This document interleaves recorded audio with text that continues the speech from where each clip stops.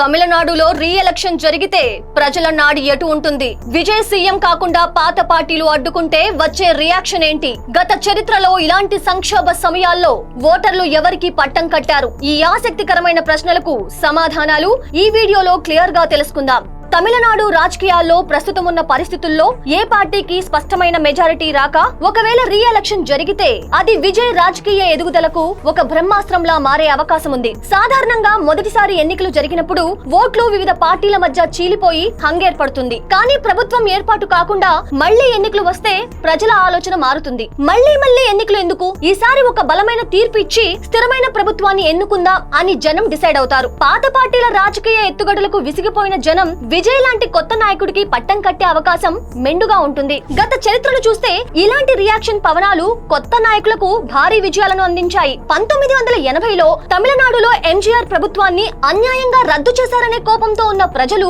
Re election లో ఆయనకు తిరుగులేని మెజారిటీనిచ్చారు. అలాగే ఉమ్మడి ఆంధ్రప్రదేశ్ లో 1984లో ఎన్టీఆర్ ప్రభుత్వాన్ని కూలదోసినప్పుడు 1985లో జరిగిన ముందస్తు ఎన్నికల్లో ప్రజలు ఆయనపై ఉన్న సానుభూతితో ప్రత్యర్థులను చిత్తుగా ఓడించారు. ఈ రెండు సందర్భాల్లోనూ ప్రజలు ఒక విషయాన్ని స్పష్టం చేశారు: మేము నమ్మిన నాయకుడిని ఇబ్బంది పెడితే ఫలితం ఇలాగే ఉంటుంది అని. విజయ్ విషయంలో కూడా ఒకవేళ ఆయనకు అధికారం దక్కకుండా పాత పార్టీలు అడ్డుకున్నాయని జనం భావిస్తే రీ ఎలక్షన్ అనేది ఆయనకు ఒక పొలిటికల్ సునామీలా మారి సీఎం పీఠం వరకు తీసుకువెళ్తుంది. విజయ్ సీఎం అవటానికి ఉన్న ప్రధాన అడ్డంకి ఓట్లు చీలిపోవటం. కానీ రీ ఎలక్షన్ జరిగినప్పుడు ఓటర్లు చాలా క్లారిటీతో ఉంటారు. ముఖ్యంగా తమిళనాడులో 30% పైగా ఉన్న యువత పాత ద్రావిడ పార్టీల ఆధిపత్యానికి ముగింపు పలకాలని బలంగా కోరుకుంటుంది. ఒకవేళ రీ ఎలక్షన్ వస్తే అప్పటి వరకు తటస్థంగా ఉన్న ఓటర్లు కూడా ఒక్క అవకాశం విజయ్ కి ఇచ్చి చూద్దాం అనే మూడ్ లోకి వస్తారు. ఇది ఆయన మ్యాజిక్ ఫిగర్ ను దాటడానికి అవసరమైన బలాన్ని ఇస్తుంది. పాత పార్టీల కుట్రలను తిప్పికొట్టడానికి